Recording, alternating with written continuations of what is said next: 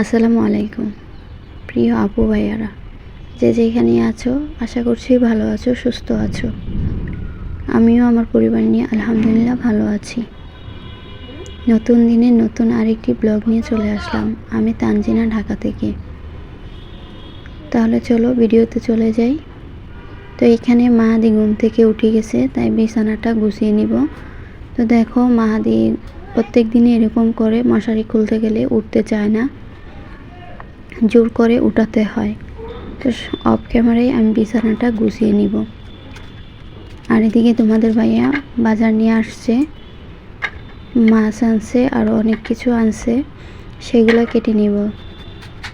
তার আগে বলছে যে পেয়ারা খাবে, সেই জন্য পেয়ারাটা আগে কেটে নিচ্ছি, কারণ মাছ যদি কাটতে বসি আর পেয়ারা কাটতে পারবো না, মাছের গন্ধ আসবে, সেই জন্য কেটে নিচ্ছি আগে।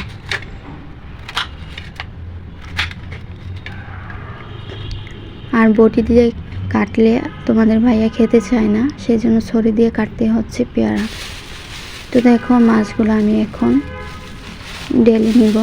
তো এখানে কী কী বাজার এনেছে দেখো, ঢেঁড়স, তারপর টমেটো, চাপা শুটকি, পেয়ারা, দেশি মুরগির ডিম, আর হচ্ছে ট্যাংরা মাছ। তো মাছগুলো দেখো কত সুন্দর, একদম জীবিত মাছ। অনেকদিন ধরেই চিল্লাছিলাম ছোটো মাছ আনার জন্য, কারণ তোমরা তো ভিডিওতে দেখো রুই মাছটাই বেশি খাওয়া হচ্ছিল, সেই জন্য আর রুই মাছ ভালো লাগছিল না, বলছিলাম ছোট ছোট মাছ কিনে আনতে।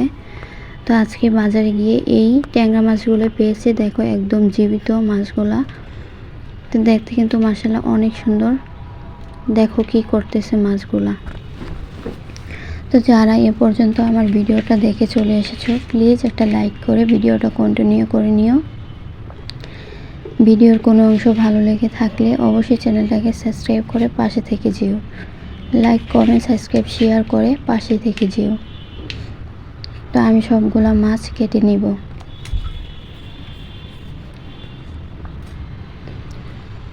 প্রথমে একটা মাছ কাটতেছিলাম, তারপর দেখি মানে এতটাই পিছলা ছিল মাছগুলা, কাটতে পারতেছি না। পরে আমি মাছ কাটা মানে অফ করে ছাই আনার জন্য চলে গেছিলাম। তারপরে ছাই দিয়ে কেটে নিব মাছগুলাকে। তো দেখতে থাকো ভিডিওটা।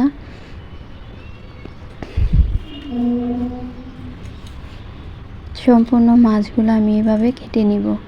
তো আজকে কোনো ভিডিও আমি করতে পারি নাই, শুধু এই কয়টা ভিডিও করেছি, এটাই তোমাদের মাঝে শেয়ার করলাম।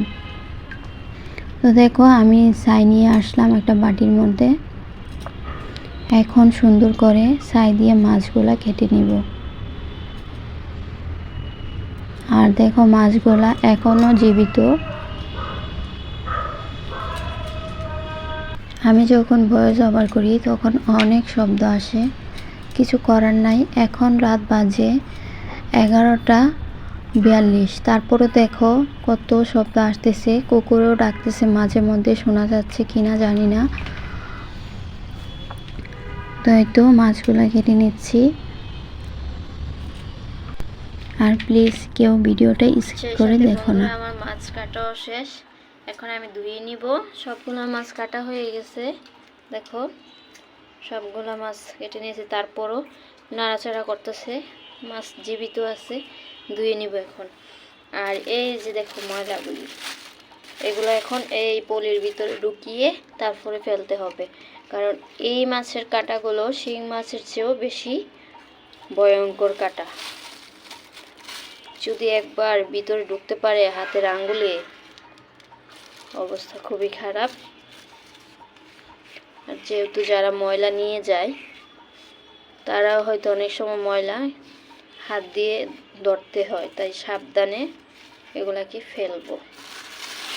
এই যে দেখো, এখন এটাকে বেঁধে তারপরে ফেলে দিব। আর মাছগুলো দেখো,